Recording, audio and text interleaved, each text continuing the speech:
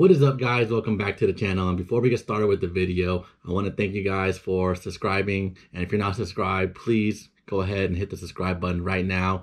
We're going to get into a lot of drifting. The IS300 is almost done. So whoever's been following the build from the beginning, I know it's not a crazy build. It's more of a simple seed time build just to get me drifting. But thank you guys for watching. Let's get into it.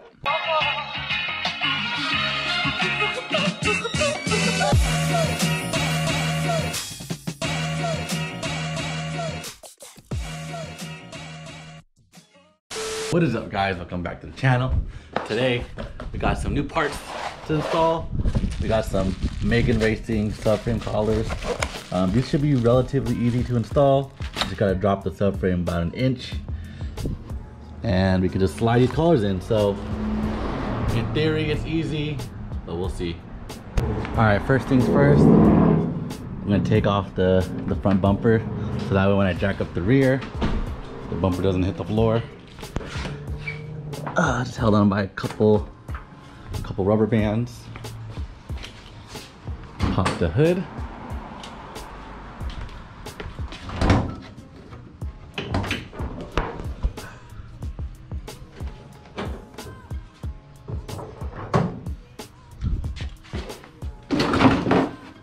There we go. Alright, time to jack up the rear. All right, to drop the subframe, we got to remove this plastic cover right here. So it's like 10 millimeter bolt right here, one right here, and that should be it, I think. I'm missing some somewhere. Yep, just those two actually. Pulling it in. That's just one right here, but this cover's lowered, so a lot of stuff scraped, so it's hard to see.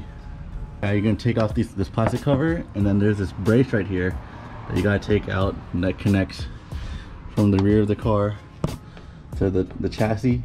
So I believe these are 10 and those look like 12s. I got that plastic cover off, and you can see these two bolts here, 2 bolts back there, and then there's 2 more here to the chassis, and it's gonna be the same on the other side. And then we'll take off the drive shaft right there. All right, got my assistant here with me, Mr. Ho, and we're just gonna try to drop the subframe. We didn't take out the drive shaft or anything. We just loosened this bolt right here. It's not coming off. Shit. We got that brace off. That one's still stuck, but we're just gonna loosen all the subframe bolts. So we're trying to figure out which one's which, because honestly they all look the same. The indent is bigger on this one than this one, but I think this is it. Actually, no. This one looks different. No. Okay, I got it. So you see the cutout on this one and this one? So it's the same. But you see how the cutout on this one goes all the way through. Yeah. Okay. See it? So this one is... If you flip it back here, this is a little bit bigger than this. Okay, so this one, which one's which? So, how many? We're supposed to have 4 of these, right? 4 of the uppers. Okay, so these are going to be the uppers. And those are the lowers. Yeah. Okay. Because all these are the same. All right, so these are going to go on the top of all of them. This is going to go to the under in the rear, so the back ones, and this is for the front, like right here. All right, that seems easy enough, right? All right, we're jacking it up at the diff.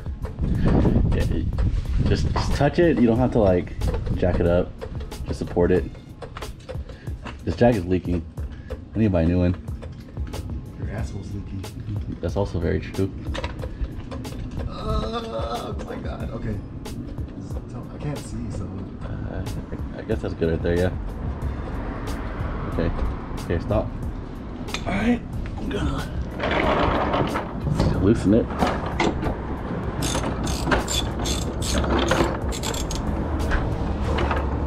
Frame an inch, so. Oh, there we go.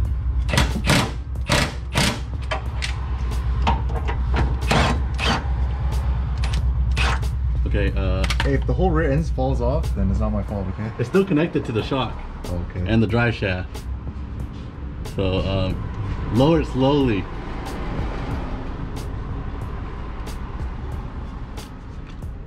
shit, I can't do this one-handed. Here, give me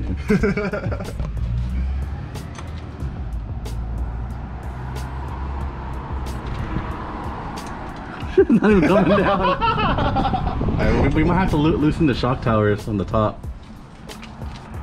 Alright. Why not just take out the bottom one? Huh? Oh, because you're scared the whole thing's gonna drop, huh? Yeah. Alright, looks like we got to, let's take off the shock towers to loosen it a little more. So, gonna take all these out. Oh, yep, it's dropping. It drops. Drop and like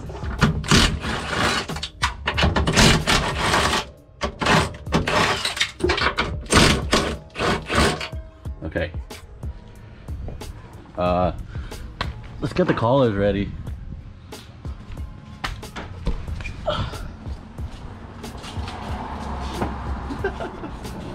Hand me the two that's supposed to be in the rear. Or hand me one and you can have one. And then this goes at the bottom, right? Like this? Does it matter like which direction? Why is there a camera right here? That's it. Take it out right now? Well, I'm just trying to see how it goes in. So this goes above the bushing, right? Yeah, like this. It goes like this in here. Alright, so I think we figured it out. We're gonna lower the subframe a little bit. There we go. Keep going. Oh! It's gonna be wiggly and wobbly. Alright, enough room? yeah, I think there's enough room. Did we leave the top one on? Right here? There's another bushing up here. Alright, so we figured it out. The flat part goes to the top of the body right here, and the indents sit on top of this bushing right here. So you just gotta slide it in. And this is the bottom. That's the bottom piece. Cut out right here. Megan against this. This sits flat. And then this goes on the bushing that bolts up. Yep. Put it in. Make sure it sits in there. I don't know which way the hole is supposed to sit, but I don't think it matters, huh? No.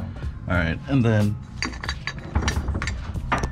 Yeah, let me... I think the whole idea of the hole is that you can slide it in and out. So then that you don't have to take out the whole thing, you know what I mean? Yeah. I think that's the idea of the cutout.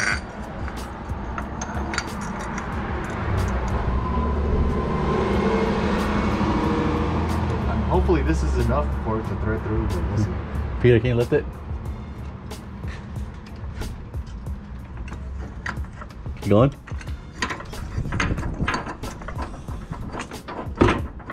Okay, stop. Stop. Are you in? Yeah, I'm in. Alright, go ahead. Lower. We forgot to do the back ones. We got too excited. Alright, stop. There should be enough room. Yeah, it should be enough room. The top on the back is the same as, or the top on the front is the same as the top on the back. Flat part on top. Oh my god. Oh shit, okay. This one's kind of tight, bud. My side has room. I just can't see. Yeah, I got it. You got it? Yeah, I just can't. I had to line it up. Alright, so actually you do put the bottom bushing, you put it in under the collar right there, so that way it compresses, because if you don't, it's not going to sit flush against the collar. So make sure you put the bushing under. Alright, we got all the collars in, we're all tightened down. The only thing we need to do is put these shocks back in. So you can lift up the spindle so I can align the holes. Alright guys, so we just finished the install. I went for a test drive and it was getting a little bit late and I forgot to grab the camera, but it definitely feels a lot better. It's how do I explain this? Like, I could feel more of a response from my butt after going over every bump, and when I go sideways I feel the rear end kind of react faster. I don't feel a little delay when I turn in and then the rear end suddenly kicks out. I feel a straight response, so it definitely is an upgrade. And honestly, for the price, I think it's worth it. It was like $89, so 90 something dollars with tax, but it made the car feel so much better. I can't wait to try it, like sideways drifting, to see how my initiations feel, how my transfers feel. So definitely a great purchase. It was a little bit weird installing them because instructions are not the greatest. Kind of have to figure out where it goes. It does tell you where each one goes, but it doesn't tell you the orientation. It doesn't tell you which way the slot's supposed to be. So honestly, you just gotta slide it in, make sure it lines up properly, follow the instructions, which one's the front, which one's back, which one's the bottom, and tighten it down. It's a little bit weird because it's gonna feel like you don't have enough thread when you're threading it in, but as you tighten it down, it's gonna squish the rubber bushing and condense it, so it's gonna make the bushing tighter, which causes the car to feel a lot better. So it's almost like solid bushing, but it's really just compressing your rubber together to make it a little more stiffer, and definitely worth it. So thank you guys for watching. We didn't really get into much tips for dropping the subframe. It is really just take out the plastic cover, take out the shock tower bolts, and then drop the 4 bolts, and that is it. And make sure you have a jack under the diff. So thank you guys for watching. Please don't forget to hit the subscribe button. I appreciate you guys for watching the videos and staying tuned. So we're gonna get drifting soon, I promise. But thank you guys for watching, and I'll see you guys in the next one.